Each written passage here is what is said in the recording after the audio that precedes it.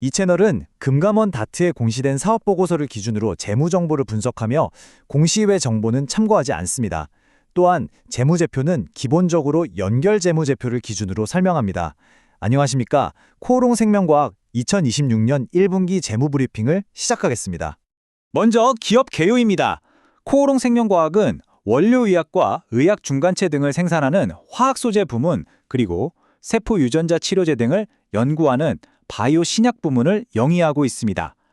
또한 종속회사인 코오롱바이오텍을 통해 첨단 바이오 의약품 위탁 개발 생산, 즉 CDMO 사업도 함께 진행 중인 것으로 확인됩니다.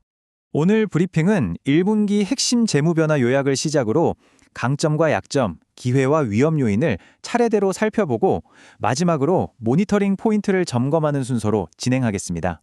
첫 번째 순서로 1분기 핵심 재무 변화 요약입니다.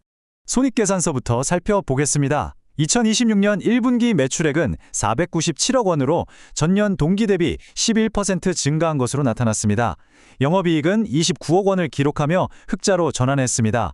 수처리제 등을 포함한 케미컬 사업 부문에서 안정적인 매출이 발생하며 전체 이익 개선을 이끌었습니다. 다만 바이오 부문의 경우 연구개발비 지출이 지속되면서 영업 손실을 기록한 상태입니다. 다음은 재무상태표 변화입니다.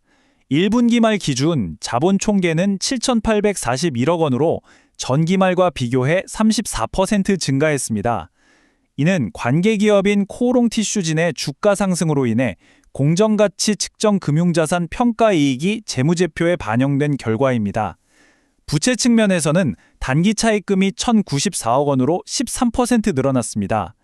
자본 증가폭이 부채 증가폭을 넘어서며 표면적인 부채 비율 자체는 하락했지만 실질적인 차입금 규모는 확대된 것으로 집계되었습니다. 이어서 영업이익과 현금 흐름의 차이입니다. 이번 분기 영업이익은 29억 원으로 흑자를 냈지만 영업활동 현금 흐름은 마이너스 59억 원으로 적자를 기록했습니다. 장부상으로는 이익이 발생했으나 매출 확대를 대비해 재고자산을 매입하는 등 운전자본의 현금이 먼저 투입되면서 실제 현금의 유입은 마이너스로 나타난 상황입니다. 두 번째 순서, 재무구조상 확인되는 강점입니다.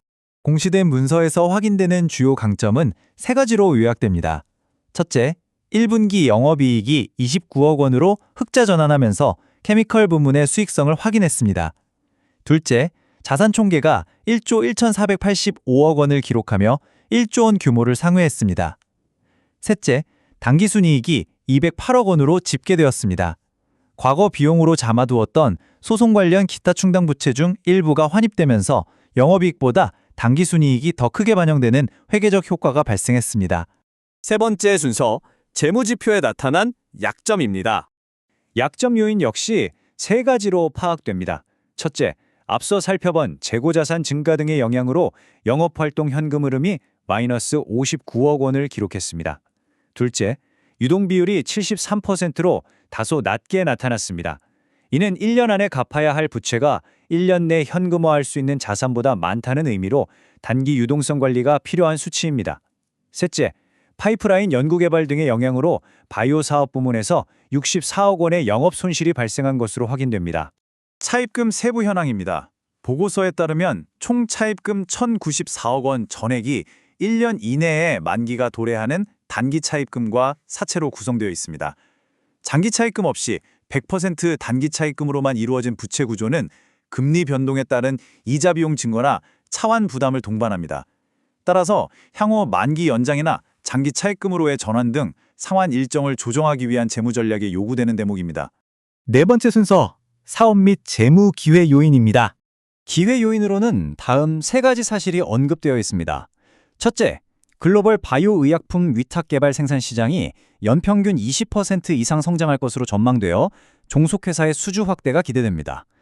둘째, 세포 유전자 치료제인 TGC의 기술 이전 계약과 관련해 향후 파트너사가 목표를 달성할 경우 최대 5억 7,500만 달러 규모의 마일스톤이 유입될 가능성이 있습니다. 셋째, 신약 파이프라인의 미국 임상 1상, 2A상 최종 보고서를 수령하여 후속 임상 진입이나 추가 기술 수출을 논의할 기반이 마련되었습니다. 다섯 번째 순서, 현재 문서에 기록된 위협 요인입니다. 공시된 문서에 기재된 위험 요인 역시 세 가지로 확인됩니다. 첫째, 과거 판매되었던 인부사 케이주와 관련해 현재 32건의 손해배상 소송이 진행 중입니다. 둘째, 기술 수출 계약에 따른 우발 부채가 존재합니다. 특전 임상 데이터 확보 등 계약 조건을 충족하지 못할 경우 최대 250억 원을 반환하거나 배상해야 할 가능성이 언급되어 있습니다. 셋째, 차입금과 지급 보증 등을 위해 공장 및 토지 등 1,120억 원 규모의 영업자산이 담보를 제공되어 있어 자산 활용 범위에 제한이 따릅니다. 마지막으로 향후 지속적인 관찰이 필요한 핵심 성과 지표 모니터링 포인트입니다. 지속적으로 추적해야 할 주요 지표들입니다. 현재 마이너스 59억 원인 영업활동 현금 흐름, 73%로 나타난 유동 비율, 64억 원의 영업 손실을 기록한 바이오 부문의 실적, 그리고 142억 원 규모로 남아있는 소송 충당 부채 잔액입니다. 이 지표들이 다음 분기에 어떻게 변동하는지 확인하는 것이 핵심입니다.